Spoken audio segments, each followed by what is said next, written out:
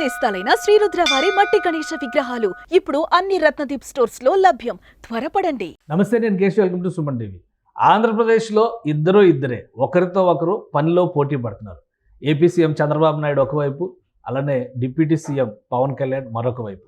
వీళ్ళ జోరుని చూసి మిగతా మంత్రులు కూడా అదే దిశలో దూసుకుపోతున్నారు. ఎక్కడ చూసినా కానీ ఇప్పుడు సహాయక చర్యల నుంచి అధికారుల పర్యవేక్షణ వరకు ఎవరికి వారు విధుల బదలాయింపు చేసుకుని ముందుకు దూసుకుపోతున్నారు. ఈ నేపథ్యంలో రాష్ట్ర ప్రభుత్వం ఇస్తున్నటువంటి సంకేతం ఏపీ ఇన్ సేఫ్ హ్యాండ్స్. ప్రధానంగా వరద తాకిడి, బురద తాకిడి ఈ రెండింటిని వదిలించే పనిలో అధికార యంత్రాంగం మొత్తాన్ని కూడా ఉరుకులు పెట్టిస్తున్నటువంటి తీరు అందరినీ ఆకట్టుకుంటుంది. ఈ అంశంపైన విశ్లేషణ చూద్దాం. మనతో పాటు పొలిటికల్ అనలిస్ట్ చంద్ర శ్రీనివాస్ గారు. నమస్కారం. నమస్కారం కేశవ్. ఈ ఒకవైపు అధినేతలు ఎలా ప్రవర్తిస్తారో దిగువ స్థాయిలో ఉండేటువంటి నాయకులు కావచ్చు, సిబ్బంది కావచ్చు, అందరూ కూడా అదే తీరులో ముందుకెళ్లే పరిస్థితి ఉంటుంది. ఆంధ్రప్రదేశ్లో ఒక రకంగా విజయవాడ పరిసర ప్రాంతాల్లో వచ్చినటువంటి ఈ మహా విపత్తు నుంచి బయటపడే క్రమంలో ఒకరితో ఒకరు పనిలో పోటీ పడుతున్నారా? ప్రభుత్వంలో ఉన్న వాళ్ళే, విపక్షాన్ని పక్కన పెట్టేసేయండి అనిపిస్తుంది. ఇప్పుడు వీళ్ళిద్దరూ అంత పోటాపోటీగా నిర్ణయాలు తీసుకుంటున్నటువంటి పరిస్థితిని చూస్తే ఏమంటారు మీరు? డెఫినెట్గా గతంలో ఎన్నడూ లేని విధంగా ఉంది. వర్క్ డిస్ట్రిబ్యూషన్ అనేది పర్ఫెక్ట్గా కనపడుతుంది. మీరు అన్నట్టు అవతల వాళ్ళని పక్కన పెట్టేయండి అంటున్నారు. నిజంగా నాయకత్వ లక్షణాలు అంటే వీళ్ళిద్దరిని చూసి నేర్చుకోవాలి. అది చంద్రబాబు నాయుడు గారికి కావచ్చు, పవన్ కళ్యాణ్ గారు కావచ్చు. ఎక్కడ ఒక విషయంలో వర్క్ డిస్ట్రిబ్యూషన్ ఎక్కడా తేడా రావట్లేదు. ఆయన ఫీల్డ్లో 74 సంవత్సరాల వయసులో వెళ్ళిపోయి ఈ రోజున విజయవాడ నుంచి ఇటువంటి విపత్కరమైన పరిస్థితి నుంచి రేయింబవలు కష్టపడి ఎప్పటికప్పుడు త్వరితగత నిర్ణయాలు తీసుకుంటా డెసిషన్ మేకింగ్ ఎలా ఉండాలంటే ప్రజల సంక్షేమాన్ని దృష్టిలో పెట్టుకొని ఉండాలి. ఆయనలో అది మొదటి నుంచి ఉంది చంద్రబాబు నాయుడు. అందులో ఇప్పుడు వయసు పెరిగే కొంది ఇంకా ఎక్కువగా ప్రజల కోసం యువకుడు అవుతున్నాడు. ప్రజల కోసం ఏదో చేయాలనే తపన ఆయనలో కనపడుతుంది. ఆ దిశగానే విజయవాడ ముంపు బుడమేరు వాగు పొంగి పొర్లిపోయి ఒక వ్యక్తి నిర్వాహకం వల్ల ఇటువంటి విపత్తు అయిన వచ్చిందని. అంటే గతంలో జగన్మోహన్ రెడ్డి గారు బుడమేరు వాగులు పూడ్చివేతలు కరెక్ట్గా చేయకపోవటం కావచ్చు, అది ఆక్రమించుకోవటం కావచ్చు, తర్వాత మిగతా అన్ని ప్లేసుల్లో పక్కన ఉన్నాయి జగనన్న కాలనీలని నిర్మించారు, అవన్నీ మునిగిపోయినాయి. ఇవన్నీ దీనికి కారణం ఎవరంటే ఒక వ్యక్తి అని అంటున్నాడు. అంటే దాన్ని బట్టి ఆ వ్యక్తి అంటే జగన్మోహన్ రెడ్డి అని ఆయన ఆరోపిస్తున్నాడు. నాయకుడు ఎలా ఉండాలి అని మనం ఎవరిని చూసి నేర్చుకోవాలంటే అనుభవం ఉన్న చంద్రబాబు నాయుడు గారిని, అదేవిధంగా పవన్ కళ్యాణ్ గారిని. ఎక్కడ ఎవరు ఎన్ని విమర్శించినా, ఎన్ని మాటలన్నా, ఎన్ని వ్యక్తిగత అనుభవం చేసినా ఎక్కడ తొనకరు బెనకరు వాళ్ళు. పవన్ కళ్యాణ్ గారు కూడా నిన్న ఒక విషయం డిస్కస్ చేశారు. ఇప్పుడు చంద్రబాబు నాయుడు గారు అన్నట్టుగానే ఆక్రమణలు వీటి విషయంలో బుడమేరు 90% ఆక్రమణలు పాలైంది, అక్కడ కాలనీలు కట్టారు అని చెప్పని. అలానే బాధితుల్లో కొంతమంది కూడా వెల్లంపల్లి శ్రీనివాస్ మాజీ మంత్రి మీద చాలా ఆరోపణలు చేస్తున్నారు. ఏంటి అసలు వాస్తవం ఏంటి అక్కడ? డెఫినెట్గా అండి. అంటే గత ప్రభుత్వం గత 5 సంవత్సరాలు ఏమవుతుందంటే ఈ జగనన్న కాలనీలు 26 లక్షలు ఇల్లు నిర్మిస్తున్నారు. అది 6-7 లక్షలకో 8 లక్షలకు ఆగిపోయింది. అవి కూడా ఎట్లా తీసుకున్నారు? ఇట్లా ముంపు FTL బఫర్ జోన్లు ఎట్లా అయితే ఉన్నాయో ఇటువంటి లోతట్టు ప్రాంతాల్లో ఐడెంటిఫై చేశారు. ఇప్పుడు బుడమేరు ప్రాంతంలో ఆ వాగు సరిహద్దుల్లో మొత్తం 90% ఆక్రమణకు గురైందంటే ఎక్కడ ఎవిడెన్స్ లేకుండా ఏమో పవన్ కళ్యాణ్ గారు డిప్యూటీ సీఎం మాట్లాడరు కదా. అది దాంట్లో భాగంగా ఆ ఎమ్మెల్యేలు ఎవరైతే వైసీపీ నాయకులు, ఎమ్మెల్యేలు, మంత్రులు ఉన్నారో వాళ్ళే ఈ భూములు కొనుగోలు చేసి 15 లక్షలు కొన్నారనుకోండి, అది 50 లక్షలకు మళ్ళీ ప్రభుత్వానికి అమ్మి అదే పేదవాళ్ళ కాలనీలని పంచారు. అవి చివరికి పావులు గీవులు ఈ కాలనీలు ఎలా ముప్పు గురైనాయో వీళ్ళు జనసేన వాళ్ళు ఫీల్డ్ లెవెల్లో వెళ్ళి ఫోటోలు కూడా తీసి చూపించారు. ఇప్పుడు సేమ్ అదే పరిస్థితి వచ్చింది. అంటే ఈ విపత్కరమైన పరిస్థితి కారణం ఏంటంటే గత ప్రభుత్వ నిర్లక్ష్యం కాదా? అదేవిధంగా 500 కోట్ల రూపాయలు అంతకుముందు 2014-19 సమయంలో కేటాయించింది కూడా అవన్నీ కూడా ఖర్చు పెట్టకుండా ఈ యొక్క ముంపు గురవకుండా పరిరక్షణ కోసం ఇచ్చినటువంటి నిధులను కూడా దారి మరలించారని చెప్పి చంద్రబాబు నాయుడు గారు ఆరోపిస్తున్నారు. మరి సరే, వాళ్ళు ఆరోపించారు. సరే, మీరు 5 సంవత్సరాలు ఎందుకు 90% ముంపు గురవుతుంటే ఆ బుడమేరు నుంచి కొల్లేరుకు మధ్యలో ఎందుకు ఇన్ని ఆక్రమణకు గురైంది? 90% అంటే మామూలు విషయం కాదు కదండి. ఇంకే ప్రకృతిని మీరు మీ చేతుల్లో తీసుకున్నారు కదా, ఏమవుతుందనే ఉద్దేశంతో దానివల్ల ఏదో గేట్లు ఎత్తేసారు. ఆయన ఏదైతే కరకట్టు మునిగిపోకుండా ఆయన యొక్క సేఫ్ చూసుకొని మిగతా ప్రజలను నిర్లక్ష్యం చేశారని ఆరోపిస్తున్నారు. ఈ ఆరోపణలు ఎంతవరకు సమంజసం? అదే కాదు, గండ్లు పడ్డాయి, కరకట్టకి 4 చోట్ల గండ్లు పడినా కానీ గత ప్రభుత్వ హయాంలో వాటిని బలోపేతం చేసే ప్రయత్నం జరగలేదు అని ఆరోపణ. సో అందులో నిజమెంతో అంటే ఇప్పుడు ఆరోపణలు అది ఎంతనే అధికారులు నిర్ణయించాలి. దాని దిశగా ఎక్కడెక్కడ ఇది చేస్తున్నారు. దీంట్లో ఎంతమంది ఎవరు పెద్దలు ఉన్నా కానీ ఉపేక్షించే ప్రసక్తే లేదు. ప్రజల్ని నష్టపరచకూడదు. ఇకపోతే అండి ఇప్పుడు సహాయ చర్యల్లో మీరు అన్నట్టు ఒకరికొకరు పోటీ అంటున్నారు. మరి అదే కేడర్ 40% ఓటు బ్యాంక్ ఉంది. మరి వైసీపీ వాళ్ళు ఎందుకు 4-5 మాజీ ఉప ముఖ్యమంత్రులు ఉన్నారు, మంత్రులు ఉన్నారు, ఎమ్మెల్యేలు ఉన్నారు, కార్యకర్తలు ఉన్నారు, వీళ్ళందరూ ఎందుకు బయటికి కనపట్లా? ఈ నానీలు, పేరు నానీలు, కొడాలి నానీలు, ఈ నానీలు ఏమైపోయారు, రోజాలు ఏమైపోయారు, ఆమెమో సోషల్ మీడియా నుండి పవన్ కళ్యాణ్ ఎక్కడ హనీమూన్కి వెళ్ళాడని చెప్పి అంటుంది. ఏ విమర్శించడం, సోషల్ మీడియా దాన్ని విమర్శించడం తప్పితే ఫీల్డ్లో ఉండి నాకు ఇన్ఫర్మేషన్ లేదా పవన్ కళ్యాణ్ గారు ఎక్కడ ఉన్నారనేది, లేదా ఆమె అపాయింట్మెంట్ లేదు, ఆమె ఇక్కడ ఉందో లేదో ఎక్కడుందో తెలియట్లేదు, బయటికి రావట్లేదు, బయటకు వస్తే ప్రజలు లొకేషన్ కూడా అన్నారు. లోకేష్ గారు ఆల్రెడీ అక్కడ ఫీల్డ్లో ఉంటే ఆమె కనపట్ల, హైదరాబాద్లో ఉన్నాడని చెప్పి అంటారు. ఇప్పుడు ఆరోపించేటప్పుడు మీరు ఎంతవరకు ప్రజలు చేశారు? కనీసం ఒకరికి వెళ్ళి, ఇప్పుడు జనసేన కార్యకర్తలు ఉన్నారండి, 5 అడుగుల లోతుల మెడ వరకు ఉండిపోయి వాళ్ళు ఫీల్డ్లో వెళ్ళి వాళ్ళ ఇంటికి ఆహార పొట్లాలు ఇచ్చారు, వాటర్ బాకెట్లు ఇచ్చారు, ఎక్కడెక్కడ వెహికల్స్ ఆగిపోతే బైపాస్లో వాళ్ళందరికీ కూడా నిత్యావసర వస్తువులు ఇచ్చారు. ఇంత ఫీల్డ్లో టీడీపీ క్యాడర్ చేస్తుంది, జనసేన క్యాడర్ చేస్తున్నప్పుడు, ఆర్ఎస్ఎస్ వాళ్ళు, బీజేపీ వాళ్ళు చేస్తున్నప్పుడు మరి వైసీపీ వాళ్ళు ఎందుకు కనపట్లా? మరి అదే పత్రికలో కూడా మీరు చేస్తే వైసీపీ వాళ్ళు సాయం చేశారని వేసుకుంటారు కదా, అదే పత్రికలో కూడా ఎందుకు ఇట్లా? అంటే మీ నాయకుడు అంటే మీకు గౌరవం లేదు, నాయకుడు ఎలా ఉండాలో మీరు నడవరు. నాయకుడు అంటే 36 కేసులు ఉన్నాయి, లేకపోతే ఆ కేసులు మిగతా వాళ్ళ కేసులాగా ఇప్పుడు హైకోర్టుకి వెళ్ళారు. ఆ రోజు టీడీపీ చంద్రబాబు నాయుడు ఇంటిపై దాడి కావచ్చు, కార్యాలయంపై దాడి కావచ్చు, ఎవరికొక్కరు కూడా బెయిల్ ఎగ్జామ్షన్ కానీ ఏమీ లేదు, మొత్తం కొట్టేశారు. రాత్రి ఒక ఎంపీ గారిని అరెస్ట్ చేశారు, మాజీ ఎంపీ నందిగం సురేష్ గారిని అరెస్ట్ చేశారు. ఇప్పుడు మిగతా వాళ్ళందరూ కూడా ఫోన్లు స్విచ్ ఆఫ్ చేసి పెట్టుకున్నారు. ఎవరైనా చట్టం దృష్టిలో ఒకటే.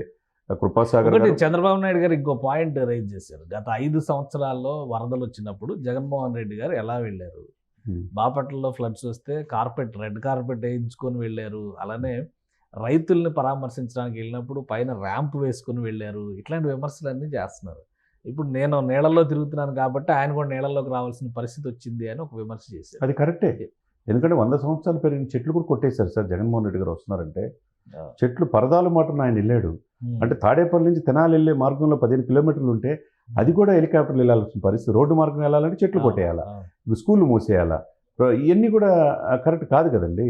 ఇదేంటంటే ఆయన చెప్పినట్టు 74 సంవత్సరాల వయసులో ఒక రకంగా ఆయన్ని ప్రాణాలు సైతం పనంగా పెట్టి వెళ్తున్నాడు ఫీల్డ్లో. అదేవిధంగా పవన్ కళ్యాణ్ గారు ఎక్కడికక్కడ సర్వేలు చేసుకుంటా వాళ్ళకి విపరీతమైన పంచాయతీలు, 400 పంచాయతీలకు 1 లక్ష రూపాయలు అంటే 4 కోట్ల రూపాయలు ఇచ్చేసాడు. ముఖ్యమంత్రి సహాయ నిధికి ఇచ్చాడు, సొంత డబ్బు. ఇక్కడ సార్ కేశవ్ గారు, నాయకుడు అంటే ఎలా ఉండాలంటే నాయకుడు ఆదర్శంగా ఉండాలి. నేటి తరం నాయకులకి మిగతా యువతకు ఆదర్శంగా ఉండాలి. ప్రజలకి ఏమి చెప్తున్నాం అనేది చూస్తారు. మీరు 5 సంవత్సరాల్లో మీరు నాయకత్వం అంటే ఏంటి? ఇప్పుడు నాయకత్వం అంటే ఏంటి? మీతో పాటు మీ క్యాడరు ఎన్ని కేసులు, ఒక్కొక్కరు ఎన్ని కేసులు, ఎమ్మెల్యేలు అత్యాచారం కేసులో నిందితులుగా ఉన్నారు, ఆడపిల్ల వేధించిన కేసులో మీరు నిందితులు ఉన్నారు, ఇప్పుడు అతి కేసులో ఉన్నారు, ఎమ్మెల్సీ అయితే డోర్ డెలివరీ చేసిందంటూ ఉన్నారు. ఇంకెక్కడ మీరు చేసింది ఇదా నేర్పింది 5 సంవత్సరాల్లో? నాయకత్వం అంటే ఎట్లా ఉండాలంటే సేవా గుణం ఉండాలి. ఆ సేవా గుణం పవన్ కళ్యాణ్లో మెండుగా ఉంది. మరి అది మీ వైసీపీ నాయకులు ఎందుకు లేరు? ఇప్పుడు మాట్లాడితే పవన్ కళ్యాణ్ విమర్శిస్తూ ఉంటారు కదా, మీరు ఎందుకని చేయలేరు? ఈ 5 సంవత్సరాల్లో ఏ రోజైనా ఒక రూపాయి మీ సొంత సంస్థల నుంచి లక్షల కోట్ల రూపాయలు టర్న్ ఓవర్ ఉన్నాయి. ఈడీ కూడా దాదాపు 40,000 కోట్ల ఆస్తులు జప్తు చేసింది. దాంట్లో నుంచి ఏ రోజైనా తీసి ఇచ్చారా? ఈ రోజు నాగార్జున గారు 1 కోటి రూపాయలు వాళ్ళ సంస్థల నుంచి ఇచ్చారు. మీరు ఎందుకని మీ సంస్థలు జగతి పబ్లికేషన్ కావచ్చు, భారతీయ సిమెంట్స్ ఇక్కడ పవన్ కళ్యాణ్ కూడా ఉదరించారు. ఆ సిమెంట్ ఫ్యాక్టరీ మంచి టర్న్ ఓవర్ ఉంది, లక్షల కోట్లు, సేవా గుణం కూడా లేదు. అలా ఆ 1 కోటి రూపాయలు కూడా ఎవరు ప్రకటించారు? పార్టీ కార్యకర్తల నుంచి వచ్చిన ఫండ్ని 1 కోటి రూపాయలు ప్రకటించారు తప్పితే ఈ 5 సంవత్సరాల్లో ఏ రోజున ప్రకృతి విపత్తు జరిగినప్పుడు పవన్ కళ్యాణ్ లాగా స్పందించే హృదయం వీళ్ళకు ఉందా? లేదు కదండి. ఇప్పుడు ఆయన 6 కోట్లు ఇచ్చాడు, వాళ్ళ ఫ్యామిలీ మొత్తం కలిపి 8.5 కోట్లు ఇచ్చారు. మెగా ఫ్యామిలీ అంటే ఎందుకు వాళ్ళే చేయాలా? మీరు ఎందుకు చేయరు? ప్రజలకు వచ్చేసి సంక్షేమం మేము చేసాము, బటన్ నొక్కాము, పథకాలు ఇచ్చారంటే సంక్షేమం కనపడతలా. ఇప్పుడు చూస్తే మొన్నటిదాకా సంక్షేమం ఏదో బటన్ నొక్కాము, అభివృద్ధి మర్చిపోయారు అనుకున్నా. ఆ సంక్షేమం కూడా కనపడలేదని అర్థమైంది. ఎందుకంటే ఆ బుడమేరు వాగే నిదర్శనం. 90% ఆక్యుపై చేశారంటే ఇల్లు ఇచ్చాను సంక్షేమం అన్నారు, ఆ ఇల్లు సంక్షోభంలో పడింది. సంక్షేమం కాదు, సంక్షోభంలో పడింది. కాబట్టి ఇక్కడ ఏంటంటే చూసి నేర్చుకోవాలా. 5 సంవత్సరాలు మీకు సఫిషియెంట్ పీరియడ్ ఇచ్చినప్పుడు, 151 మంది ఎమ్మెల్యేలు ఇచ్చినప్పుడు, 22 మంది ఎంపీలు ఇచ్చినప్పుడు ఏం చేశారనేది ఇప్పుడు ప్రజలు ఇదా చేసింది అని చెప్పేసి వాళ్ళు ఎందుకు 40% వేశారనే ఆ 5లో కూడా ప్రజలు ఉన్నారు. ఇది కాదు కదండి ప్రజలు. ఇప్పుడు చంద్రబాబు నాయుడు గారు ఇంకో క్వశ్చన్ కూడా అడిగారు, ఆయన లండన్ వెళ్తున్నారా, పోస్ట్ పోన్ చేసుకున్నారా అడిగారు. లండన్ పర్యటన ఉందా జగన్మోహన్ రెడ్డి గారు యథాతథంగా? అంటే ఇప్పుడు వెళ్తే పరిస్థితి విపరీతమైన ట్రోలింగ్ అవుతుంది, అందుకని వాయిదా అట్లాంటిది చర్చ ఏం సమాచారం అయితే ఇవ్వాల ఇంతవరకు ఏం లేదు. కాకపోతే 2 రోజులు ఆయన నెలల్లోకి వెళ్ళాడు.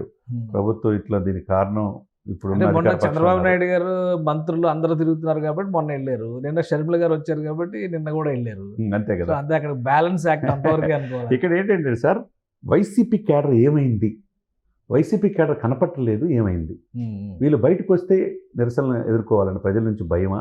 బొత్స సత్యనారాయణ గారు నిన్న తరిమి కొట్టారు కదా అక్కడ రాజరాజేశ్వరిపేట అక్కడ ప్రజల నుంచి విపరీతంగా తీవ్రమైన వ్యతిరేకత రావద్దని చెప్పి మీరు ఎందుకు వచ్చారని చెప్పి అన్నారు. కొంతమంది జగన్మోహన్ రెడ్డి గారు వెళ్ళే సమయంలో కూడా మాకు అన్ని అందుతున్నాయి, మీరు వెళ్ళిపోండి అని చెప్పేసి అనేవాళ్ళు ఉన్నారు.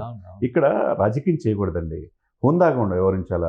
నాయకత్వం ఇప్పుడున్న ప్రభుత్వానికి చేతులు అందిస్తే మిమ్మల్ని కూడా శబాష్ అంటారు. అంతేగాని మీకున్న మీ పక్కన ఉన్న అంతమంది మంత్రులు, అంతమంది ఉప ముఖ్యమంత్రులు, అంతమంది ఎమ్మెల్యేలు, ఎమ్మెల్సీలు, ఎంపీలు ఏమైపోయారు ఇప్పుడు? సేవా కార్యక్రమంలో అది జనసేన లాగా, బీజేపీ లాగా, టీడీపీ లాగా ఎందుకు ఫీల్డ్లో వెళ్ళి సహాయం చేయలేకపోతున్నారు?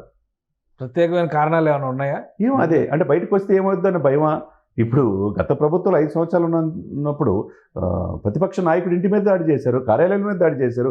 జనసేన అధ్యక్షుడిని అయితే రాష్ట్ర సరిహద్దుని ఆపేసేసి రోడ్డు మీద 6 గంటల పాటు నిర్బంధించారు. అంటే ఎవరు కూడా అసలు బయటకు రాకూడదన్నట్టు ఆ నిర్బంధం, ఆ అనాగరిక చర్యలు ఏదైతే ఉందో నియంత్రిత ధోరణి ఇప్పుడు తెలుస్తుంది. ఎవరు నియంత్రిత ధోరణి? నాయకుడికి నియంతకి తేడా తెలుస్తుంది కదండి. ఇప్పుడు నియంతగా వ్యవహరించబట్టి 5 సంవత్సరాలని ఆయన ప్రతిపక్ష హోదా కూడా లేకుండా 11 సీట్లుగా పరిమితపోయింది. ఇంకా రియలైజేషన్ కాకుండా ఇప్పుడు అసలు రాజకీయాలు మాట్లాడకూడదండి. ఈ విపత్తు సంభవించినప్పుడు మనం ఏం చేయాలి? హ్యుమానిటేరియన్ గ్రౌండ్స్లో మన తోటి వాళ్ళు 2.5 లక్షల మంది 3 లక్షల మంది విజయవాడ నగర నడిబొడ్డున ముంపుకు గురయ్యారే, వాళ్ళు మొత్తం సర్వస్వం కోల్పోయారు కదా, వాళ్ళకి మేమేమి ఇద్దాం? ఇప్పుడు జగతి పబ్లికేషన్ నుంచి ఇస్తే ఏం పోయింది? ఒక 10 కోట్లు. లేకపోతే సిమెంట్ కూడా, భారత సిమెంట్ కూడా మంచి ఇది ఉంది కదా, చాలా కంపెనీలు ఉన్నాయి సార్, బోల్డ్ కంపెనీలు, లక్షల కోట్ల టర్న్ ఓవర్. ఈ దేశంలో అత్యంత ఆదాయం ఉన్న ముఖ్యమంత్రి ఆయనే కదా, మాజీ ముఖ్యమంత్రి. మరి అటువంటి వ్యక్తి ఎందుకు చేయలేకపోతున్నాడు? ఈనాడు సంస్థ 5 కోట్లు అనౌన్స్ చేసింది. వాళ్ళు ఎప్పుడు రామోజీరావు గారు చేస్తుంటారు, అభినందించాలి. ప్రభాస్ 2 కోట్లు, ప్రభాస్ 2 కోట్లు ఇస్తున్నారని చెప్పారు. చిరంజీవి గారు 1 కోటి రూపాయలు, రామ్ చరణ్ 1 కోటి రూపాయలు ఇచ్చారు. మరి సాయి ధరమ్ తేజ్ కూడా 5 లక్షలు ఇచ్చారు. ఇటువంటి సేవా గుణం మీకు కనపట్టలేదా? మహేష్ గారు ఎంత ఇచ్చారు? ఇచ్చి అందరూ కూడా సమిష్టిగా పనిచేయాలన్నారు. మరి ఇంత ఆలోచన మీకు ఎందుకు రావట్లేదు? ఆ పెద్ద మనసు అంటే రాజకీయం వర్సెస్ ఇక్కడ ఆదుకునేటువంటి తత్వం, ఈ రెండింటి విషయంలో నాయకత్వ పటిమ అనేది ఈ ప్రభుత్వంలో, కూటమి ప్రభుత్వంలో సమర్థంగా ఉంది అని. డెఫినెట్గా నాయకత్వ పటిమకి చంద్రబాబు నాయుడు గారు కావచ్చు, అనుభవం కావచ్చు, పవన్ కళ్యాణ్ గారి పోరాట పటిమ కావచ్చు, వీళ్ళిద్దరిని చూసి ఆనాటి ముఖ్యమంత్రి, గత 5 సంవత్సరాలు పరిపాలించిన ముఖ్యమంత్రి నేర్చుకోవాలి. రైట్. థ్యాంక్ యూ చంద్ర శ్రీనివాస్ గారు.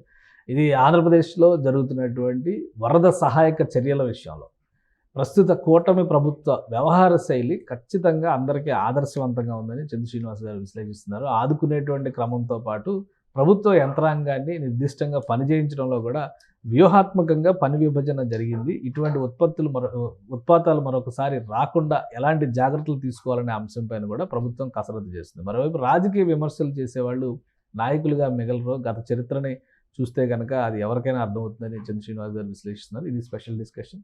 Keep watching. సుమన్ టీవీలో మీ పర్సనల్ అండ్ బిజినెస్ ప్రమోషన్స్ కోసం కింది నెంబర్కి కాంటాక్ట్ చేయండి.